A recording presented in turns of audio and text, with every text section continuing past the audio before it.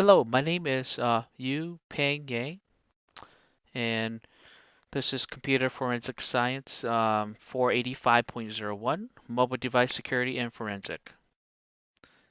Instructor is Brian Hill. Um, Today I'll be doing my video project on biometric and mobile technology.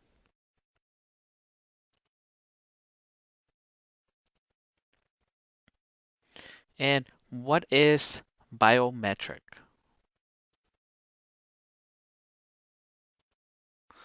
So biometric is the physical or behavioral unique human characteristic that identify a person. It is the scientific body measurement and calculation of a human body. And it is what defines us.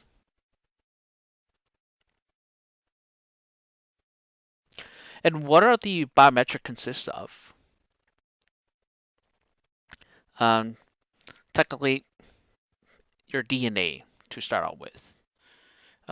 It consists of your heartbeat, your height, your weight, your age, the blood type, or even a photo ID, uh,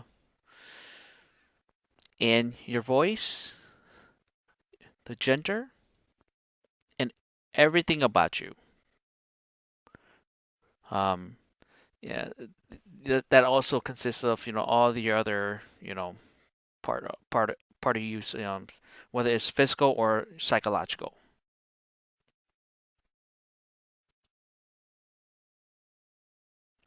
And what we want to focus on is more mainly on biometric use in mobile devices. And right now, mobile devices they use fingerprint, facial recognition, retinal scan, and voice recognition.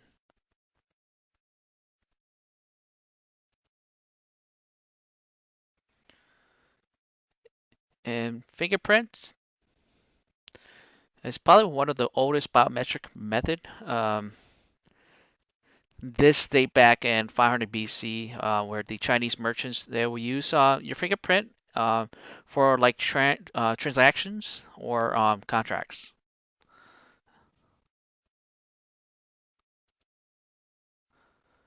And in 2004, the Pantech GI 100 was the first phone device to have used the fingerprint authentication.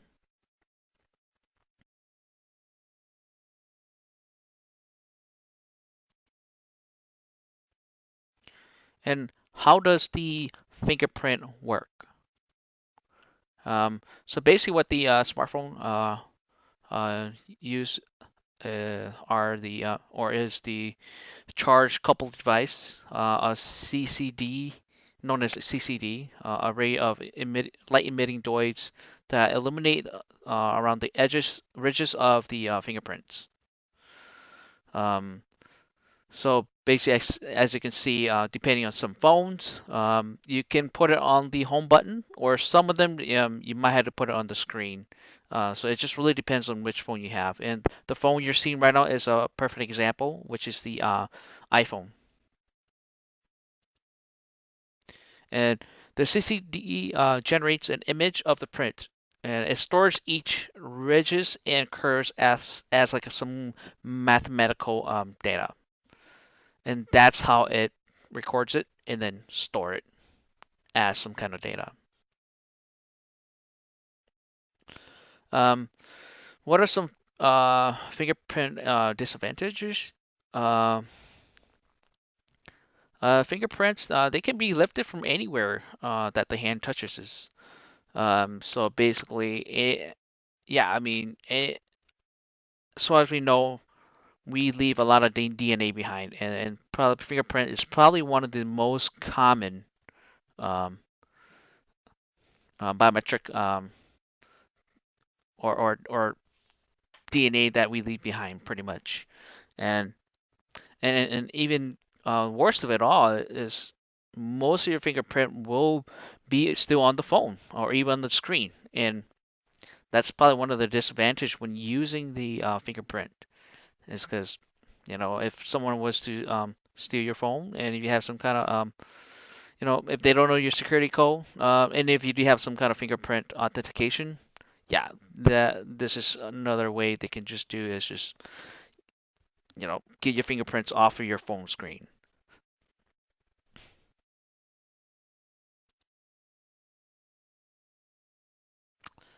And facial recognition. So it started back in 1960. Woodrow Wilson, Blessel, they developed a system known as the RAND tablet. And also, this is uh, one of the first tablet that was created. Um, so, from my understanding, they at one point did use some kind of photo where they implemented into the in the RAND tablet.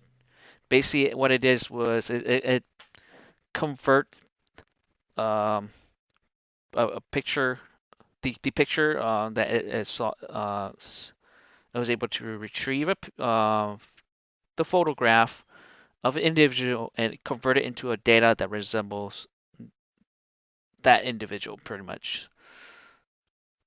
So almost kind of like, the very old school way of um, not the full 3D figure, but more kind of like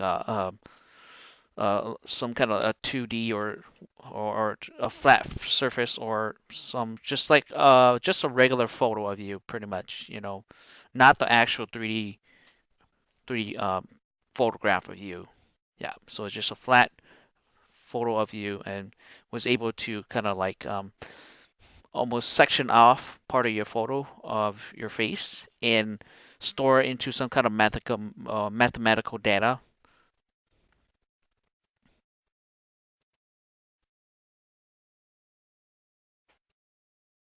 And so facial recognition, it basically didn't start to break through probably not until like 2005. A company in Japan known as Omaran Corp.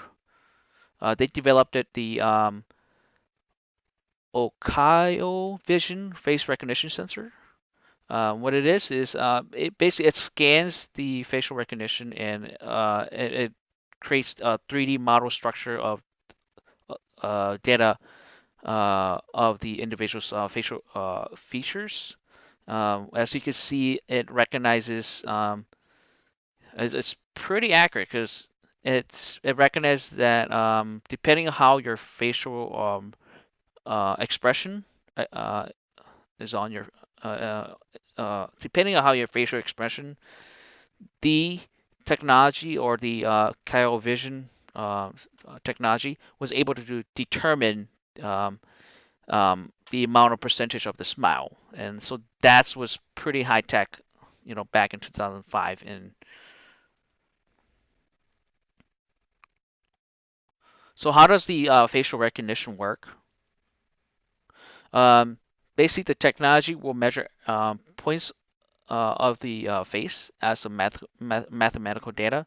So as you can see, every point here, it draws a point on your face. So as you can tell, usually when you set up your facial recognition, they will have you present your face forward, and this is where it will capture a very yeah. This is how it will capture the data on your face, and then depending on when it asks you to turn to the side, to the left or right, is also how it will measure these points here. Yep. And this is just kind of like a very basic, um, you know, graph of how the technology sees your face. But for iPhone X, facial recognition, it uses over 3,000 infrared light points to measure the face. So as you can tell, this is just an example. But imagine iPhone X. It probably have more than so many points infrared light that scans your face that it's not only just measures just these points here, but it also measures all of the other points, other lines that are not pointed out.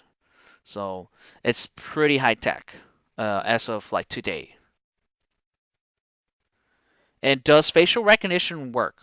Um, it does work, and iPhone X demonstrated as highly secured. So I mean, it's as far as they said highly, it's highly secure. So um, so for but one of the flaws was when they tested on identical twins, they did confirm that iPhone X did unlock when they did see the other twin. And so I think that's probably one of the only disadvantage of the iPhone X facial recognition technology is if they do have like some kind of identical twins, then yeah, they can definitely unlock it. Um, but one of the interesting thing too was Wall Street Journal Johanna Stern test did confirm that the iPhone X did not unlock when she was using like a prosthetic mask of her face, and it was really interesting. So that could kind of tell you that yeah, it's pretty high tech, and also she did find people that are basically her. It's kind of like her doppelganger, and try to unlock the iPhone X with it, and the iPhone X did not unlock yeah, it didn't pass the unlock, so which is good. So we know that if someone was ever to like create like some kind of prosthetic mask, or if someone does kind of look like your doppelganger, then they won't have a chance of unlock getting access to your iPhone X, which I believe those are like the number I believe they said was like a 1 in 1 million or something like that. So the chances are pretty low, but really rare too. So and retinal scan. Um, Surprisingly, it's not. It is out there. The technology is out there. But it's not really popular among mobile devices or smartphones.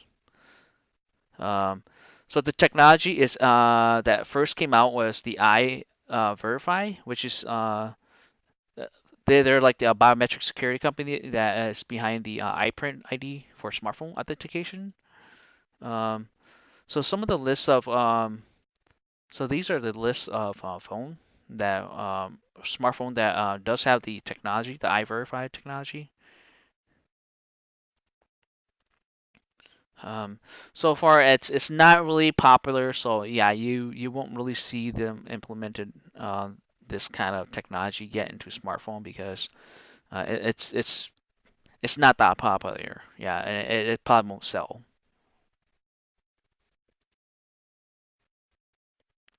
And one of my favorite is the voice recognition. Um,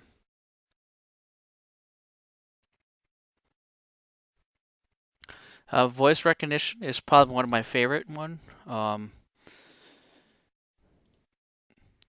so basically, back in 1962, IBM developed the shoebox device, which could understand up at least 16 spoken English word. Um, and from there, going up to 1971, the U.S. Department of Defense, or the DoD, funded the DARPA Speech Understanding Research Program, which they created the heartbeat speech recognition system, which was able to understand at least up to 1,011 words. And in 2001, the speech recognition were implemented in Windows Vista and Mac OS X, which is something that I did not even know at that time.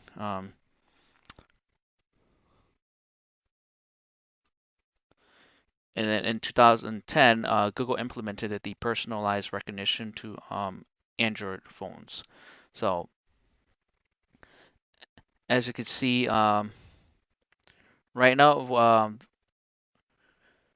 the voice recognition, as you can tell, is probably one of the most used biometric technology. It's basically used for commanding apps or device control. Um, and then some of the example of these companies that are using these technology right now are Apple, Google, Alexa, Garmin, and as you know, other voice recognition commands consist of mobile app and in the market. So basically, it doesn't have to be just the physical device um, software or application. It can be also like another party or second party application. Um, and basically, what are the risks? Um, wow, I mean, so far, as we can tell, all these biometric that I just presented, basically, as you can tell, they are recorded. They are like condensed into a data that basically defines you. And every biometric data that are recorded by the second and third party, that consists of the device and the app, can possibly be compromised. And that's the thing about data, biometric data. So it's good for securing your for security mobile devices. It's good for like, oh yeah, for the convenience of doing all these cool stuff, which is hands free, or it's it's good. But then these data here are they have a possible chance of being compromised when we entrust it to like the second party or third party. And one of the things with biometric here is it can be taken without your consent. Um, and that's one of the things because if your data was to ever be taken, um, it doesn't just includes your credit card bills anymore. It's or your phone bill address or phone number. It's basically everything about you. Because why why is this such you know it's because it's the physical biometric cannot be changed, because that's one of the main reasons is it's very unique to you, that it cannot be changed unless you know you uh, you alter yourself or something. But that's some tangent that we're not going to go off on right now. But more importantly, it's just that's the issue here, is that this when we start playing around with biometric and start implementing them into like our daily life, and just start to become more used in what we do, um, that there's a possible risk, um, and it might not be now, but you know we'll this is what we'll see, something in the future. And as I said before, what does this mean for the mobile future, security in the future? It's a huge risk. When biometric are compromised, the organization that relies on biometric for authentication and verification are also at risk. So basically, it's your identity that will be the new wave of risk. So it's gonna be the future. I mean, it's gonna be something that we will be seeing. And then aside from, because you know aside from all the data breaches that we've been having over the years, how your phone number and your address, is all out there. And then just to get your biometric data to be taken, that's just something that is even bigger. And it's not going to hit us now, but definitely it's going to hit us in the future. And that's something that we should all consider and think about, and and be very careful when we start know implementing biometrics as part of our authentication and verification, and for our mobile devices that we're using. and especially when we're putting it in the hands of like a second party or third party. And should you be using biometric? Um, that's a good question. I mean, the industry and the market is basically, it's we got to be very careful, and that's the part of it is, we don't know what's going to happen because there's so many variables to when we start making everything convenient for us is we we tend to basically you know loosen up our or we basically just given up our privacy pretty much, and for like for convenience, and that's something that we should think carefully about. But out of all the biometrics that I probably would, well, the only one I probably use is probably voice recognition.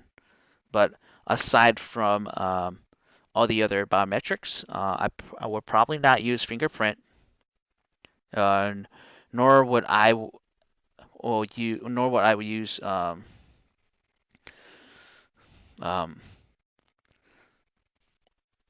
what is that? Facial recognition. Yeah. So I think those are probably the two biometric technology that I will probably not use. Just the fact that it's it's like I already gave away a little bit of my biometric data, which is the voice already, and I don't want to, I probably don't even want to use, you know, facial recognition or or fingerprints, because the thing is when you start using biometric as part of your authentication and verification, that's it's just something that it's physical of you, and you don't you can't change it, and you do once it's taken or once your information data is leaked, it's out there and it's gonna be forever be in the dark web, and you can never change that. So yeah, I mean that's just in my opinion. Yeah, but you know, what are your thoughts? Yeah, and I hope you enjoyed this video.